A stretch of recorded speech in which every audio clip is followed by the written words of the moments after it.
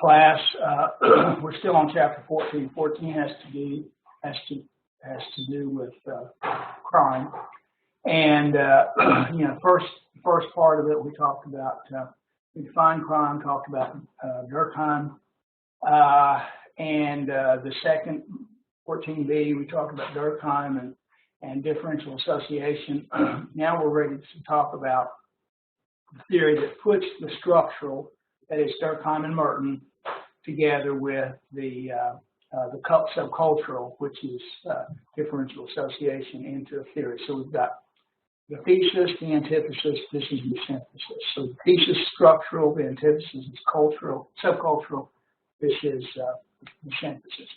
So the guys that we're talking about are Cloward and Owen, and the book that they wrote is called Delinquency and Opportunity. And what they argue is that just as there is a legitimate opportunity system, there is an illegitimate opportunity system. So you guys are going to major in different things. Some of you are in education, chemistry, whatever it is. And you get through school, you get ready to graduate, and there'll be a career fair. And so you've learned your stuff, and then like school districts will come in looking for teachers, or chemical companies will come in looking for chemists. And what they'll do is they'll recruit you, okay, and then you get a job. Well, just as there is a legitimate opportunity system that you guys are going to participate in, there is an illegitimate opportunity system, okay, where you've got to be recruited, you've got to demonstrate your capabilities, you've got to learn the techniques, and then you can move your way up, okay? So it's a legitimate opportunity system and illegitimate opportunity system. So think about this. Think about illegal behavior, and think about the knowledge that you've got to know to do some of this stuff. You know how to crack a safe? I don't know how to crack a safe. You know how to hot start a car? You may know. I don't know. You know how to run a confidence game? I don't know. So the point is there's lots of things that criminals know. I mean, there is a body of knowledge to know, to learn. And who are you going to learn it from? Other criminals, okay? And so we have a legitimate system and an illegitimate system. Both require a knowledge base. You got to learn it, then you're recruited, and then you go out and you do your stuff. And that they argue that that's what works for criminals too. So what we're going to do is we're going to go down here and look at, which again is in the notes. Cloward and Owen argue, remember who your criminals are, they're young guys engaging in gang behavior. There are 3 different types of gangs, okay? And what he's putting together is the nature of the community, okay, or the neighborhood that gives them the opportunities, and then whether or not they have adult criminal role models that they can learn from. So you look at the structure, the nature of the community, and then you look at subcultural stuff. Is there somebody there who can teach you? Right? So we have these 3 gang types: criminal, conflict, and retreatist. Okay, under criminal, they live in an organized community. Okay, now by organized, it's not a dysfunctional community. It's organized. You don't want a lot of police surveillance. You want an organized community. When I studied to be a stockbroker, they sent me to New York City for a month, and the question any outsider has is, where's it safe to go in New York City? And the answer that everybody told me was Little Italy. Little Italy is safe. You can walk there at night. Nobody's going to bother you. And the reason is that some mugger comes along, the mafia is going to deal with them because they potentially could rob their mothers, right, or their children. So it's a safe place to go because you have the police protecting you, you got the mafia protecting. It's a double protection. And so you want an organized crime wants an organized community because they can engage in their stuff without police harassment. So what you have is a neighborhood that's organized, okay, and then you have adult criminal role models, people who can teach young people the ways of the criminal life, okay? You've got to learn how to be a criminal. You've got to learn, how to do the stuff. And you only learn it from those who already know. So criminal gangs exist in an organized community with adult criminal role models who can teach them this stuff. There was a movie maybe Goodfellas, where a kid is growing up in Little Italy and he admires gangsters and he starts hanging out with them and they teach him the ropes and start using him as a lookout, and then later they incorporate. I mean, that's what we're talking about. You know, you work your way up. Okay, the second type of gang is called a conflict gang. And in a conflict gang, they exist in a disorganized community. Okay, so think of a blighted community. Think of lots of broken windows and unemployed guys hanging out. And they don't have the adult criminal role models, okay, to teach them the crimes.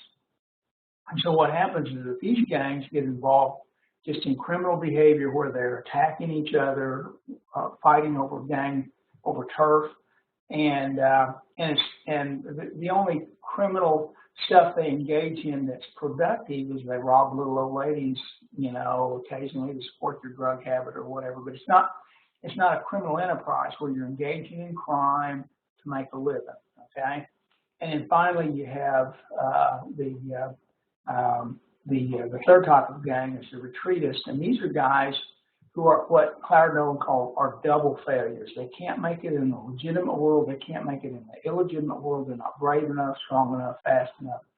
So they don't get recruited by gangs, and they just kind of, you know, turn into their world of drugs and alcohol, and occasionally mug little old ladies to support their habit.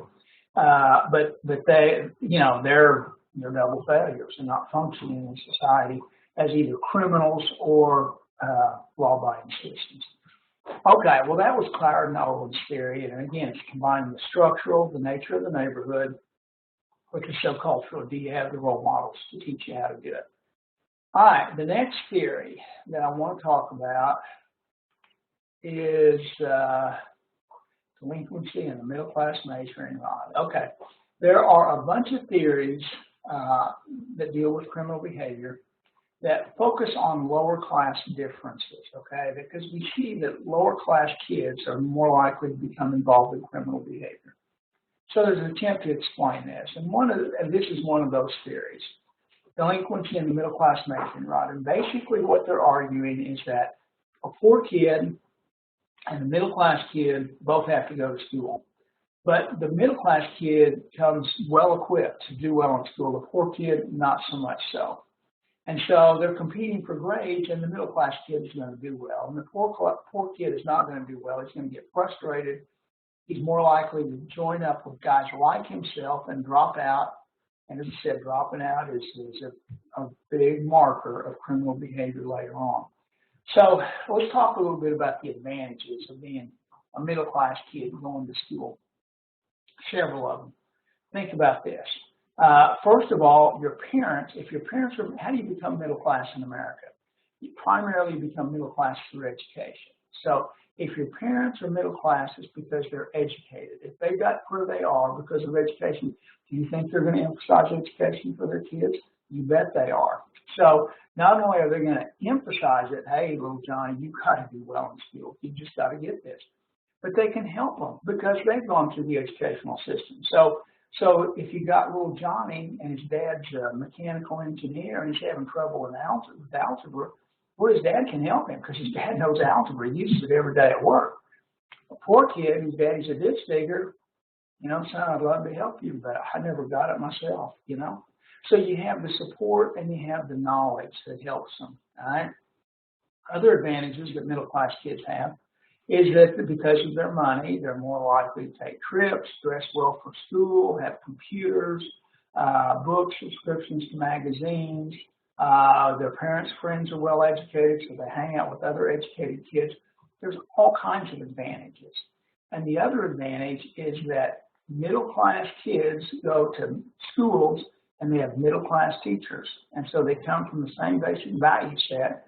And so they're more likely to fit in, whereas a poor kid doesn't have that advantage. So let's see, the guy who did this, delinquency in the, Cohen, what Cohen is saying here with this theory is that poor kids are at a disadvantage. You know, you got this, I mean, your heart goes out to this little kid. 6 years old, he's full of hope, he wants to go to school, but he just doesn't have the background, and he can't do as well as the middle-class kid. And so he gets frustrated, he gets older, he drops out, hangs out with kids like himself, more likely to get involved in crime. Now, another thing that that this theory emphasizes, that Cohen talks about, is that if you look at gang behavior, one of the focal activities of gang behavior is to attack the school, to graffiti, to be a vandal.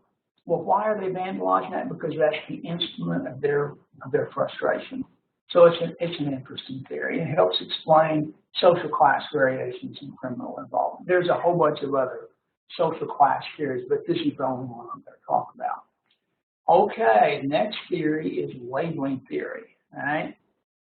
The basis of this theory goes back to a study, an educational study, where certain groups of kids were identified to the teacher, a group of kids, incoming children into a certain grade, I forget which, third or fourth, as being, certain kids were identified as being bright, other kids less so. In reality, there was no difference between the two groups. It's just the teacher was told that they were. They then followed up at the end of the semester. The kids that were labeled as bright actually did better on achievement tests than the kids that were labeled as poor. And the reason is that the teacher thought that the bright kids were brighter, even though they weren't, so she focused more attention on them. Okay, she gave them, she encouraged them more, gave them more challenging homework assignments, expected more of them, ignored the kids that she thought didn't have any potential. And the reality, it was a self-fulfilling prophecy. The reality is the kids that she identified as bright actually became brighter, okay, through labeling. You apply the label to self-fulfilling prophecy. Well, one thing that that criminologists have noticed for a long time is that the criminal justice system, okay, serves to increase participation in criminal behavior. And the way it does is by providing a label, okay? So you label somebody as a criminal, okay, and as a consequence, they're more likely to engage in criminal behavior for a variety of reasons that we're going to talk about. So the guy who came up with labeling theory was a guy named LaMert.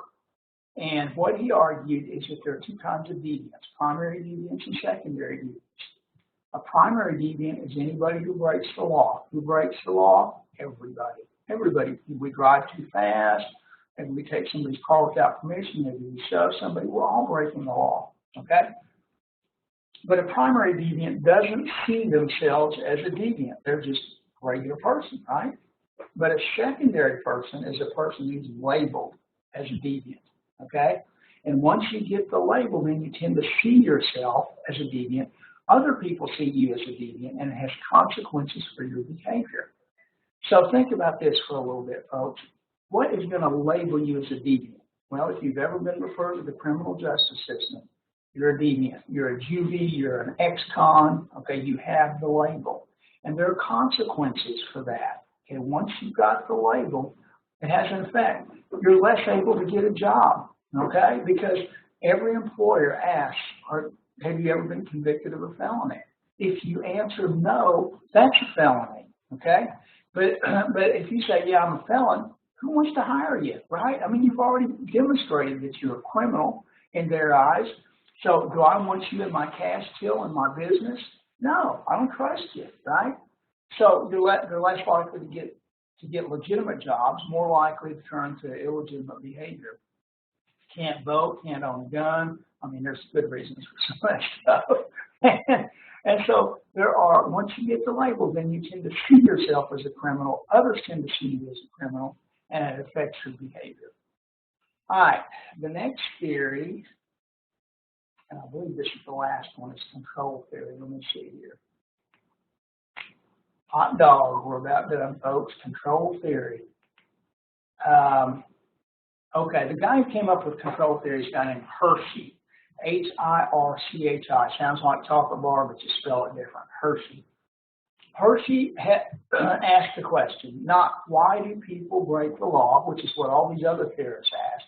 It's why do people not break the law? And he argues that there are certain controls that people have that prevent them from breaking the law. Okay, they hold them in check.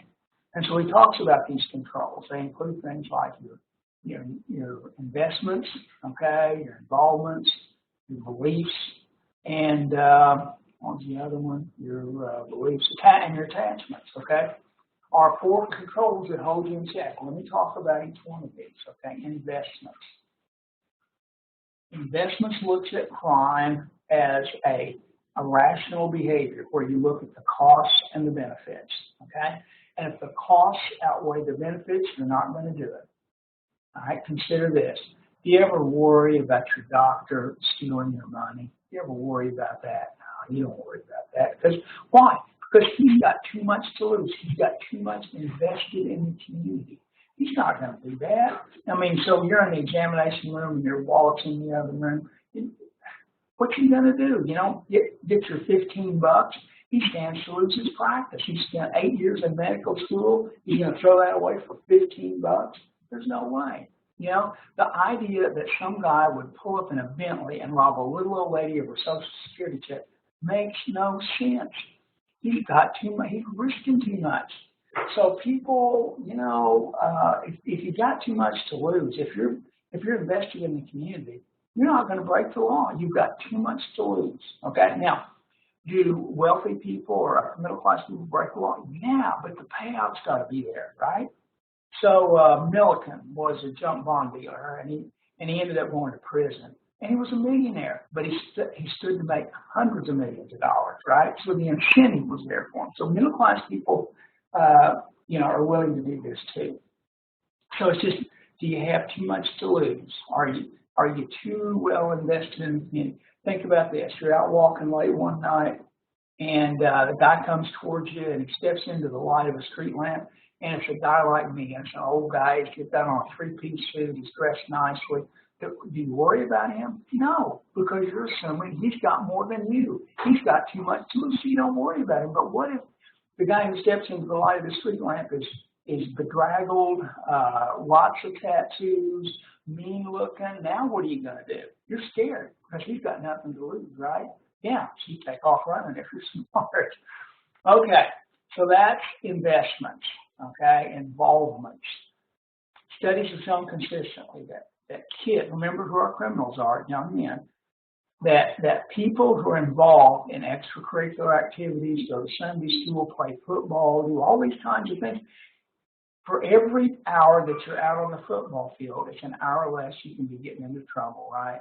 And so we find that kids who are involved in these kinds of activities typically don't get involved in criminal behavior. Attachments. All of us have people that we love and care about, and we don't want to disappoint.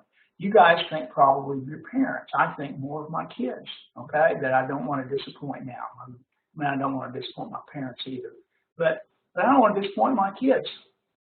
I would hate to disappoint my granddaughter. It would kill me. So our behavior is held in check because of our love for these people and not wanting to disappoint them. Remember when you were a little kid and you were doing something you shouldn't do? What did the other kids say? I'm telling. Who are they going to tell? Your mama. And your mama's going to figure out what a little rascal you are. And so you don't want that to happen. So you straighten right up, right? Sure. Okay, the last is beliefs. And the idea is that all of us have beliefs about what's right and wrong. Even Hitler had beliefs about that certain things were wrong. Okay? And so if you believe that it's wrong, you're less likely to do it. So beliefs will hold you in check. So the way I like to talk about this is if you have an unemployed drifter blows into town, okay, what's to keep him from robbing the liquor store? Okay, he's a drifter. He has no attachments. He's not invested in the community. He's lonely. He's unemployed, so he has no investments. He's lonely, so he has no attachments. And, you know, he's not involved in anything. So the thing that's going to hold him in check are his beliefs, okay? That's what holds him in check. Do you know that think about this for just a minute. The average take in a liquor store robbery is about $84, okay? So think about this. This is the dilemma that some guys face, okay? Lonely, unemployed drifter, they can rob the local liquor store, maybe make a haul of $84 and they can eat for a couple of days. Or they can get arrested for that robbery and they can eat for several years, right? Yeah, they've got a place to sleep and 3 meals a day, okay? For some people in our society, this is a terrible thing, but for some people in our society, jail is a better option than being out on the street, okay? They're better off in jail, and they see that because they've got at least the security of food and shelter. Have you ever heard about these guys who've been in prison for like 15 years and they're scheduled to be paroled in 3 weeks and they break out, and you think you've been in 15 years and you couldn't wait 3 weeks? Well, folks, they're not escaping to escape. They're escaping to be caught and put back in because they don't want to leave, okay? That's the only way you can explain that. My first wife had an uncle who was in Big Mac for years and years and years, and when it came time for him to be paroled, he didn't want to go because all his friends were in the joint. He had no way of making a living. His family rejected him. He wanted to stay in prison. Okay, so it's a sad commentary, but it's true. For a lot of folks, prison is not a deterrent. Okay, I think that's it. Let me check the notes. Now, all this stuff, as I said, is in that chapter, in the chapter notes. And we're ready to start talking about stratification for chapter 15. So we've got those 3 sections, 14A, B, and C. We're done with deviance. See you next time.